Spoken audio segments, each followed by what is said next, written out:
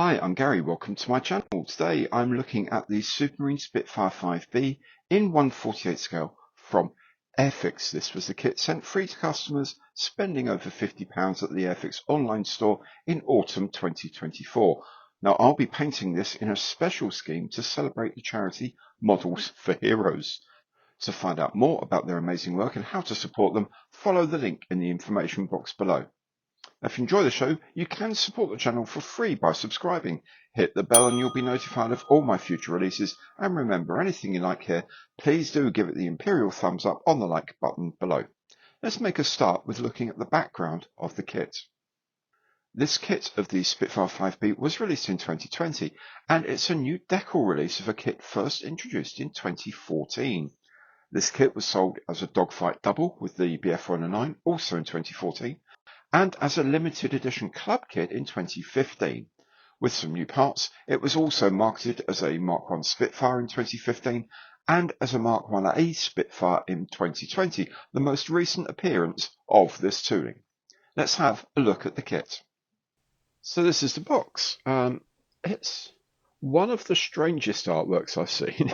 Normally you don't have the thing like mostly in shadow and upside down. You'd normally have it the other way up, but hey, you know what, it's dynamic. It's maybe Airfix and Adam have got a little fed up doing Spitfires normal way up and all this, and this was just a slightly more challenging way. They thought, hey, why don't we do it that way? Whatever, it's the box art. Very strange. This is the slightly older covers, and the red goes down and up here. On the most recent boxes, you just have the red stripe here, and the whole of the top is available for box art. What they used to do on this side, however, is have a copy of the two schemes that are available here. As it says on here, 1/48 scale, Supermarine Spitfire Mark 5B. The product code down here in the corner is A05125A, and the 05 means it's a Series 5 kit, and the A means it's a new decal rebox of a previous kit, which would be 05125. Okay, got it right this time. On the long side here, again, we have a reprise of the product codes here and the title here. A brief history of the Spitfire. It's got to be a brief history of the Spitfire, hasn't it, really? Because it would be like forever if it weren't. Down here it points out the kit, when it's completed, will be 195mm long and 232mm in span, and there are 151 pieces. There are, again, the side views of the two schemes. Scheme A is Don Gentile from the 336th Fighter Squadron, United States Army Air Force, I guess it's 8th Air Force, at Debden in 1942. And Eric Thomas from 133 Eagle Squadron in April 1942 as well, Biggin Hill. Over here we have the colour callouts, which are the same for both aircraft in Humbrol paint codes. And of course down at this end we have pointed to the Airfix Club. We have the skill level 2, so it's achievable by most people. It really would be worth you doing at least one kit before this, just to get used to things like sanding and how to use the glues effectively and things like that. Just pick up a few little tips and tricks maybe before you go straight into this, but you could go into this straight away. Spend some, just take your time with it, and you can build it. The kit comes with a token for 2 flying hours. Now you can, if you're a member of the Airfix Club, collect these together and then redeem them for free kits in the future. If you're not going to do that, either because you're not in the club or you are in the club and don't really care, please do consider sending these to Models for Heroes. They can convert flying hours into kits that help members of the armed forces and blue light responders deal with mental health issues they may have picked up during their service to our country. It's a really good distraction exercise. It's really good therapy. And Models for Heroes are an amazing charity. Please do support them in any way that you can. Okay, let's have a look inside the box and see what you get for your money. I've built a few of these 1/48 Spitfires, so I don't think it's going to be anything massively surprising in here. As usual, polythene bag. I think I can see about 5 plastic frames, but we'll have a look at all of these in a bit more detail anyway in a bit. And inside there's another polythene bag with the clear parts inside it as well. You also get, of course, your instruction sheet, and normally hidden away inside the instructions, yep, here we go, is a decal sheet. But we'll have a look at all these different bits in a bit more detail now. Okay, frame A has the 2 fuselage halves, as you can see, and the spinner for the propeller. And you can see straight away it's the high back style of fuselage and very clearly a Merlin engine. Frame B is mainly about cockpit sides here, the instrument panel here, tail wheel, the this is probably the oil tank cover or coolant tank cover, the side door, obviously tailplane, rudder and elevators. Frame C has more parts of the interior, the seat, so on. Has a pilot figure, which is good. Has a slightly different spinner. I guess it's the other one that we actually use. We have wheel covers either up or down, which is called propeller, spar parts, and just general internals here. Oh, and the engine exhausts as well. Frame D, we have other parts in it. Again, there's a lot of variation in these kits. There's a lot of frames with a lot of stuff on there that was never going to be used in other, in this kit or in other kits or whatever. So there's a lot of excess plastic in these. Again, there's another cover for the oil tank and coolant tank, another propeller, another spinner, a probably oil cooler intake, I'm guessing. We have ailerons here. This is like a slipper tank, a fuel tank or something like that. More exhaust stacks, and so on. Frame E obviously has the wings and bottom and top halves of the wings. It also has the tropical intakes if you're going to do a Mark 5 tropical or Mark 9 tropical from this kit. And then frame F, I mean, this just reminds me of an Edward kit or something like that, where they give you every option possible in the box, and then they just point you to which bits to actually use. So there's 3 different canopy styles, there's 3 different windscreen styles, and because there's 3 different canopies, you've got 3 different closed canopies as well. So these are the open ones if you want the hood slid back, and there's the rear part of the cockpit canopy is here, so the front part slides over the rear part on the fuselage. There's 2 types of gun sights. There's a little recognition light. There's wingtip lights. I guess these are if you're using the clipped wing versions. A couple of other little lights as well. But you can see this frame is meant for more than one mark of Spitfire. Okay, if we have a look at the detailing here, the panel lines are pronounced but not massive. They're okay for 1/48. I think they're just about verging on being too big for 1/48, but they'll be fine when we pick them out later. There's no riveting detail on here, but then I guess most of the rivets on the Spitfire were flush riveted anyway until you got to the back end of things, so it's not really surprising. But I would have thought there'd be some sort of little detailing around these, maybe. There's a hint of it. Actually, no, there is a tiny hint. You can just see these tiny little marks. Oh, good. I'm glad they put those in. There you go. They're just so difficult to see with the naked eye, actually. So that's pretty cool. Yeah, they're okay. The molds are nice enough. They're still quite clean.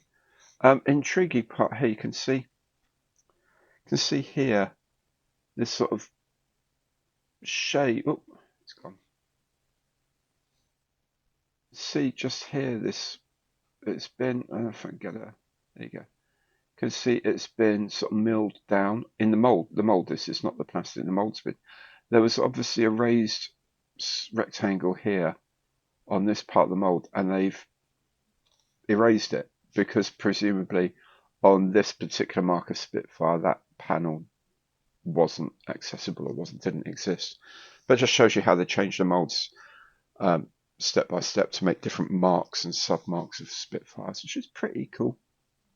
Again, a load of these little circular access panels, which I think a lot of them have got little tiny little fastener marks on them. So it's pretty decent mould actually. I've always quite liked these Spitfire moulds, I have to admit. Look at fuselage. These are fasteners. These are US fasteners all around the engine bay, of course, and quick release fasteners that we used extensively. And the rest of this looks all right. You know, it looks, again,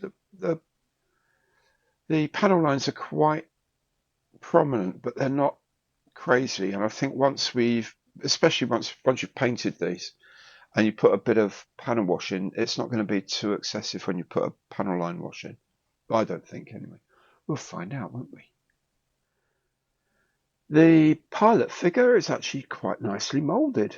You can differentiate things like his shirt. I don't know if you can see his tie, but certainly his shirt, his headgear and stuff is not too bad. Obviously the arms are separate, otherwise you'd never get this figure out of the mould. But they look okay. That's going to be okay to paint up, I think. I will be putting the figure in and see if we can find some of the other finer pieces of detail. Some of the cockpit detailing, the flaps selector, I think. No, it's not the flaps, it's the undercarriage selector, isn't it? That one, yeah. It's the gear selector. Yeah, they're reasonably nice. Good enough, I would say, for most use. The main wheels are very plain. And the cockpit sides are, do you know what, they're nice, and the moulds are alright. I've seen a lot worse on a lot more recent work than this. Again, look at that, this is a 0.5mm standard pencil lead that I use all the time for my close-ups here. And some of these little markings are really nice. And the thing is, because they're quite strong, you can paint them up, but then you can also brush paint them. Do a little bit of dry brushing on the edges and really bring those up. And that's really nice to be able to do. The instrument panel is relatively flat. It's not too badly raised. I don't like it when there's too much relief in these. If they've got a single decal, because getting a single decal to lay flat across that lot is not going to be easy at this level of relief. Much more than that, and it would be impossible, and you'd be cutting things up onto, or you'd be hand painting them, or getting a replacement aftermarket part, of course. But you know, it's okay. That's all right. It's not the end of the world. The decal sheet, as usual, made by Cartograph, very nice. At the top here are all the stencils and other decals common to both schemes provided. Then we have Scheme A's special decals here, the aircraft for the 336th Fighter Squadron. And then Scheme B down here, 133 Squadron, Eagle Squadron as well. Notice that the squadron codes, Mike Delta, are the same, which is kind of interesting. Let's have a look at a bit more detail, a bit more closely. And then looking at the decal sheet here in more detail, you can see the accuracy, well, the shape, the precision of these lines is really nice. That's again 0.5mm pencil lead. This text is really nice. What we will probably have to do here is trim this right up to that line, because there'll be a bit of carrier film there that won't allow us to line up absolutely accurately on the part. It's just, that's the way it is with a lot of these things. Buckeye Don's nose art, very nice. I mean, the white edging to the crosses here to mark his kills is very, very good. Very good. You know, Cartograph are so nice. When you give them a good briefing, and they properly come up with the goods. This is all very sharp, very clean, very good. I will be using a lot of the stencils and stuff, because obviously it would be on an aircraft, but then be using my own, well, some aftermarket, I should say, decals for the actual build. But the colours are beautiful.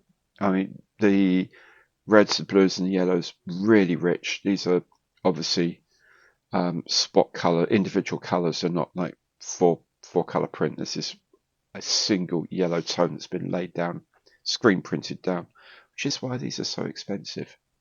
These decals. You get proper block colours as well. You don't get any granularity in the colour as you would with 4-colour print quite often. So beautiful, beautiful decals. And then, of course, the instruction sheet. As usual, name up here, 1/48 scale, Supermarine Spitfire 5B. It does here reprise the product code A05125A and the size 232mm in length. Span and 195mm length. They have it the other way around on the box, and it points out there are 2 decal schemes. There's a brief history of the Spitfire 5 and the 5B here with some specifications, and of course they are in English and in French and in German, and on the inside in Spanish and Swedish. General assembly instructions here in a dozen languages, and translation of the icons used again in about a dozen languages. And then the instructions themselves. These will be very familiar to anyone who's made Airfix kits recently. They're shaded, not highly coloured, they're just shaded. But here, for example, they're shading different areas of paint. So this is the 78 interior green here and 56 aluminium here, for example. As usual, the bits that are highlighted in red are things you've just built. So we've just built this assembly here that's gone on to the back support here, and so they're shown up in red. And we've put that onto the side of the seat, so that's shown in red, and so on.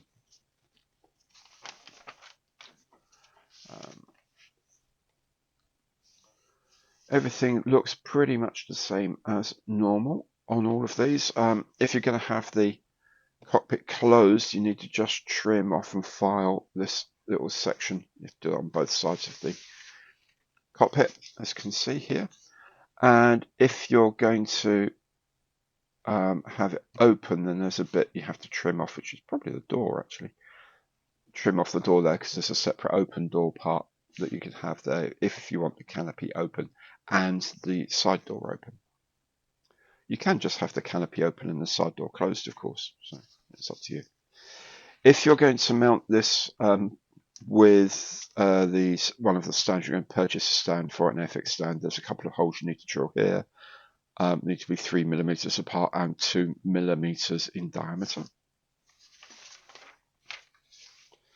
And the rest they go together pretty much exactly as every other Spitfire has. There's a little ID light that goes in the base here. You need to remember to mask that if you're wanting it to be seen. You can put that in, coat the back of it with chrome paint, and then the other side just put a little bit of masking tape on it. And the rest, yeah, all of this stuff is very, very straightforward. There's options of whether the radiator gills are open or closed, for example. Yeah, different pieces, whether you want them gear up or down, of course. The gear up, the wheels are not entire; they're just sort of cut off so they fit in properly, because these wing panels are a lot thicker in scale than they are in real life. Here it says, remember to have the main gear at 93 degrees. So presumably the horizontal, or is it to that panel? I'm not sure. 93 degrees, yeah, best of luck. Just slightly wider than perpendicular. And then the wheels have to go forward at 77 degrees. It would be nice if the molds were such that you couldn't really set it any other way. Maybe deeper seats for the legs, so they have to go in a certain direction. That's just an idea. Canon on this, because it's at 5B, the specific spinners and exhaust stacks and the specific type of gun sight. And again, if you're having the door open, you can have the door open here as a separate part. with the canopy that slides back over the rear, or you can have it as a single piece, which is probably dimensionally more accurate, because again this piece of plastic is thicker than a real frame and window would be if you scaled them up. So you can't just slide that along, it's too thick. So if you want them closed, you have those. If you want them open, then this is very slightly overscale. There we go. Schemes. First one, scheme A, is an aircraft named Buckeye Don, flown by Second Lieutenant Don Gentile, 336th Fighter Squadron, United States, I guess 8th Air Force. At RAF Debden in North Essex in England. I've flown gliders at Debden when I was an air cadet, which is kind of cool. It's out on the end of the Central Line to the northeast of London. There are some interesting bits of research here, and options that you can do stuff one way or another, which is kind of cool. Yeah, that's all very good. And then the other aircraft is one flown by Squadron Leader Eric Thomas of 133 Eagle Squadron, RAF Biggin Hill, the, I guess, spiritual home for the Spitfire in southern England. Very, very straightforward Spitfire scheme there. And that is the instruction sheet. Okay, there are two bits of aftermarket I've purchased for this particular build. The first is a paint mask set, because I'll be spraying the aircraft completely. So I've got paint masks mainly for the canopies and windscreen and so on. That's what I'm primarily worried about. There is one cover for the ID light that goes on the underside as well, and there are masks for the undercarriage should you need them. I don't think I'll use those, but certainly for the whole fuselage and around the canopy area, I find these absolutely invaluable.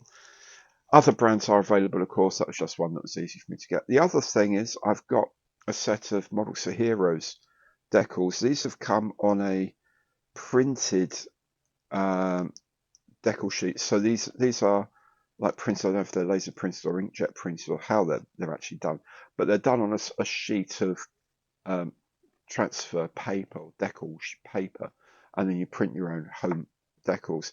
So these have to be cut, because that is just one carrier sheet here, so they have to be cut really closely and then fitted and then tweaked around a bit. But those are beautiful decals for the Models for Heroes aircraft. I'm not sure yet what is going where on it. I may well sort of decide that as I go along. But you know, these sorts of things look like they're made for the tailplane. These are obviously made for the upper surface, maybe these for the lower surface as well. Yeah, maybe these for the, not sure whether to use these or the smaller ones in one of these quotes along the side. But I'll see as I build the aircraft what we're going to do with that. So that's the aftermarket I've purchased separately for this kit. There it is. Looks pretty much like all the other 1/48 scale Spitfires I've made from Airfix, which is a good thing as they all built up quite easily and pretty well. If you've enjoyed today's video, please do remember to subscribe. It's a free way to support the channel, and if you hit that bell, you'll be notified of all my future content as well. Thanks so much for watching today. Hope to see you again soon. Goodbye.